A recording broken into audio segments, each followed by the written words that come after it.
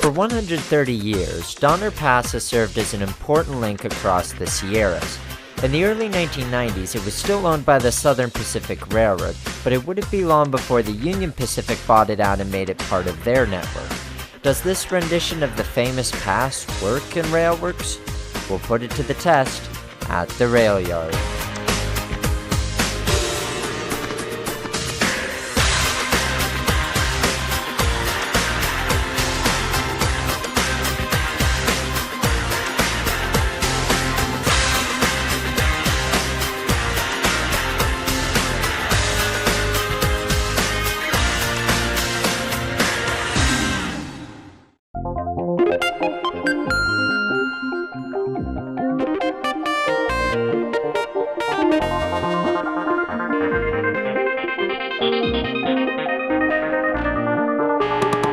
Created by RSC, the Donner Pass expansion pack includes the 140-mile Roseville subdivision from Roseville, California to Sparks, Nevada, just east of Reno.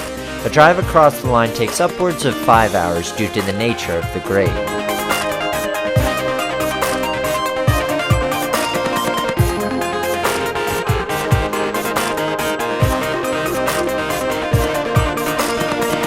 The route predominantly sees end-to-end freight traffic, such as manifest and intermodal containers. However, some switching can be done at the massive yards bookending the route.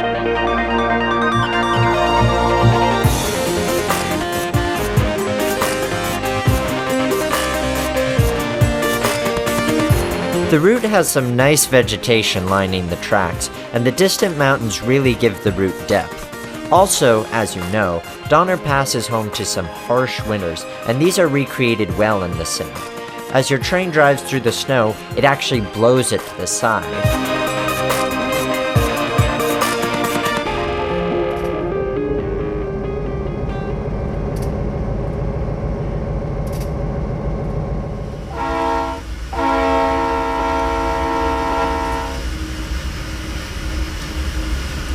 The expansion pack includes 5 different types of locomotives. These are well detailed and use good cab views and decent sounds, although the GE Prime Mover is of a higher quality than the SD40-2 and tunnel motor sounds.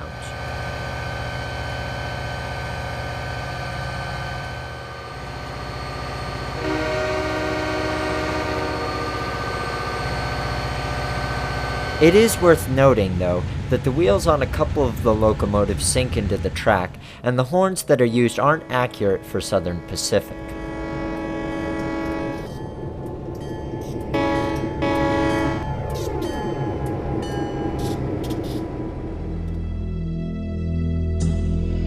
This route has a number of issues.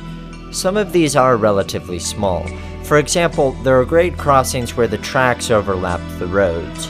Cars throughout the route levitate in the air, grade crossings don't have any bell sounds, and there is an engineer and conductor in every single locomotive of a consist when they should only be in the lead and helper locomotives. Even when I had fun plowing the tracks, I would look and see snow falling inside the snow sheds.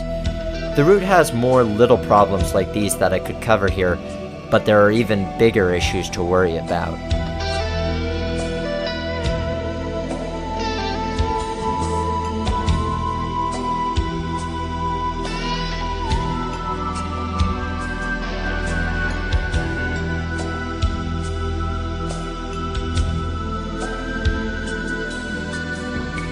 The track work is rough. Many of the curves feel too tight, and the grades are poorly constructed.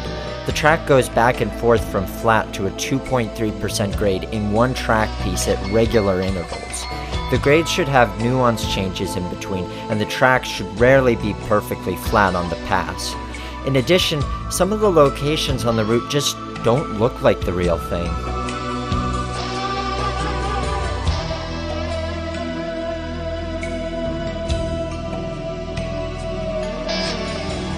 The physics at present are far from reality. The super elevation used on this route makes your train lean way too much into curves. It also seems to have highly unrealistic acceleration and deceleration. I've had a fully loaded intermodal train accelerate from 25 to 35 miles per hour while going up a 2% grade in just 10 seconds. Additionally, dynamic braking seems to cause wheel slip, which shouldn't happen, and thus derailments. These derailments are particularly odd, as the entire train flies up into the air and crashes to the ground. It's hard to navigate around these problems because they exist in so many places.